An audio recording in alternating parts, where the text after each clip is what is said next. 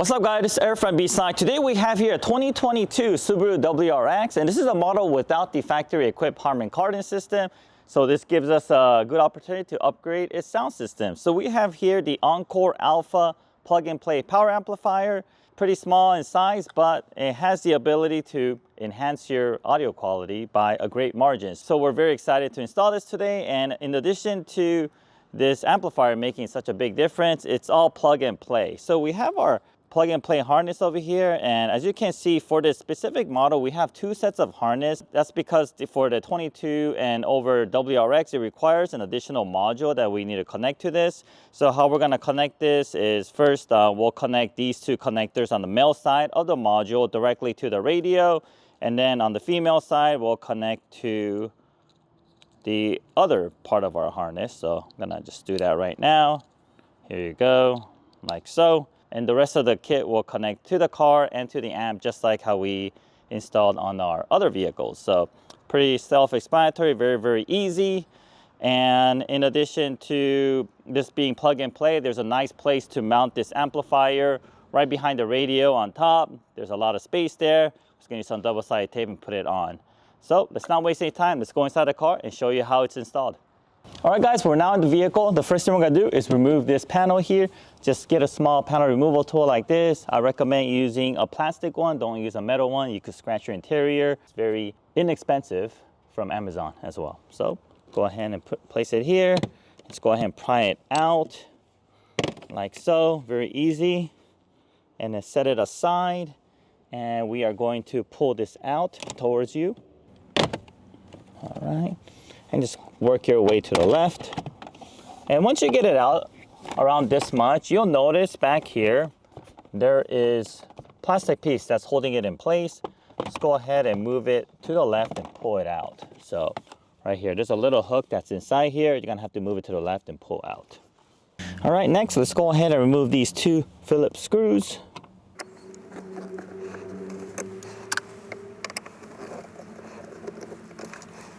All right, and then we are going to pull all this out. Before we do so, lay some towels over here and be very careful you do not scratch your interior, especially your shift knob.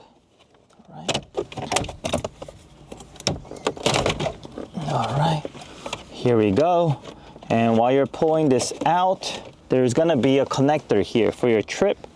So go ahead and push on the release tab and then remove the connector from the back. All right, here we go.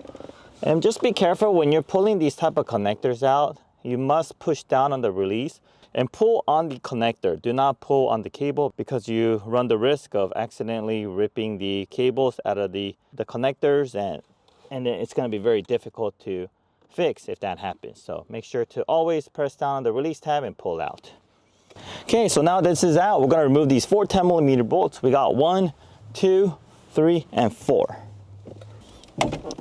These bolts are a bit tight, so we are going to use our wrench to first loosen it, and then we'll use our power tool to remove the bolt.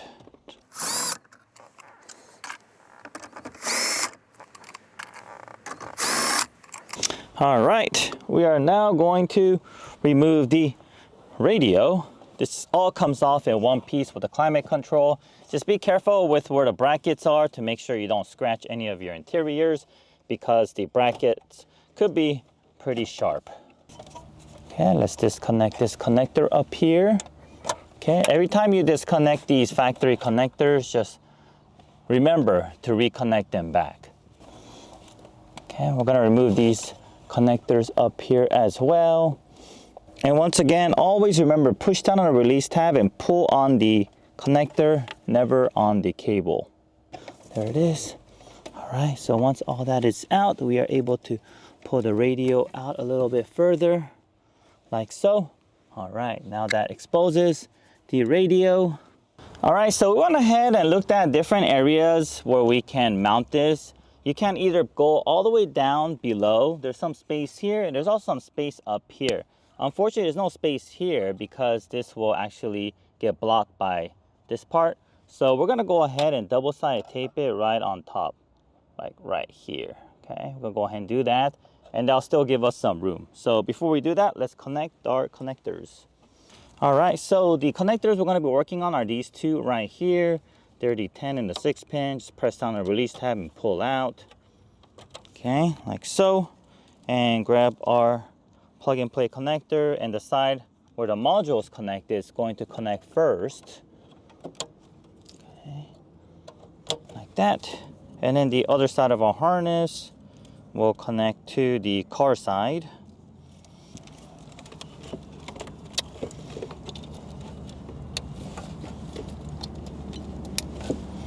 Okay, and then we'll grab our ground wire to the side of the radio.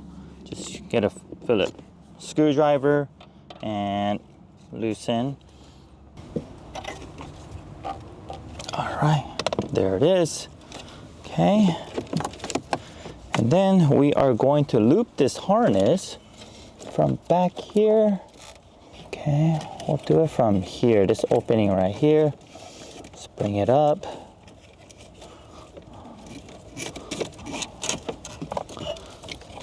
Like so.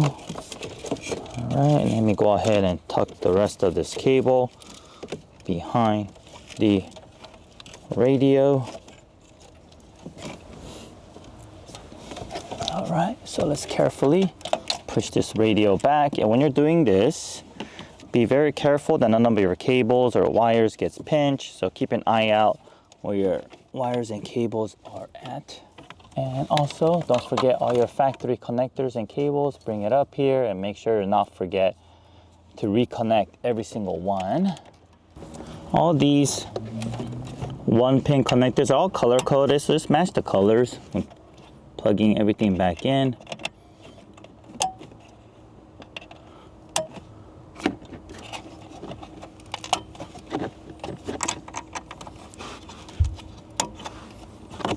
All right, everything's here. Let's slowly push this back in. All right, terrific. And now all we're left is with this. And let's connect this here.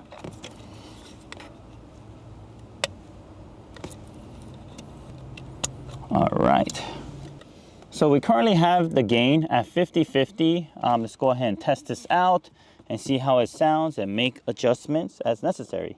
All right guys, so we went ahead and mounted our amplifier right on top here, routed the cables down to the side. We have some excess cables over here, and we also double-sided taped it on this top part here. Just note that not all the Subaru models will have this black box up here. If you don't, then you'll have much more room to work with, and you can actually set it flat on the bracket right below this black box. But if you do have this black box here, I believe this is for navigation equipped models, and you go ahead and double-sided tape on top of it. But when you do so, try not to block this battery panel here. So we kept some room so it doesn't block this, so that if you ever need to access this, you can easily do so without removing the amplifier. All right, so now that that's done, let me reinstall everything and show you the before and after, how much difference it makes in audio quality, and that will conclude our video. So let me go ahead and do that now.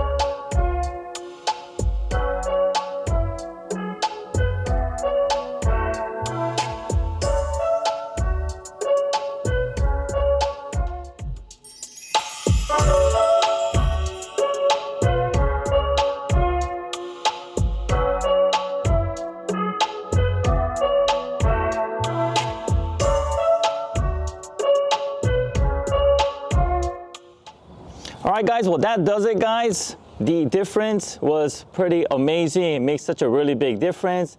And on top of that, the best thing about this product is it's so easy to install. You'll start the install, you'll finish it in about 20 minutes. It's super, super easy. I had just demonstrated in this video. And one thing that I forgot to mention in this video is where we set the gain. So we went ahead and took down a notch on the front to about 11 o'clock. And on the rear, we went ahead and raised it a little bit to about 1 o'clock. And that seems to be the sweet spot. If we go higher on the fronts, then it started bringing in some distortion. And if you want to replace these speakers for better speakers, make sure it's 4 ohm to remain consistent with our amplifier specifications. All right, guys, well, that does it. If you have any questions, leave a comment below, or you can email us at info@bsonicusa.com. And if you haven't yet, please help us by liking our video and also subscribing to our channel for more awesome content in the future. Thank you very much, and I'll see you guys on the next video.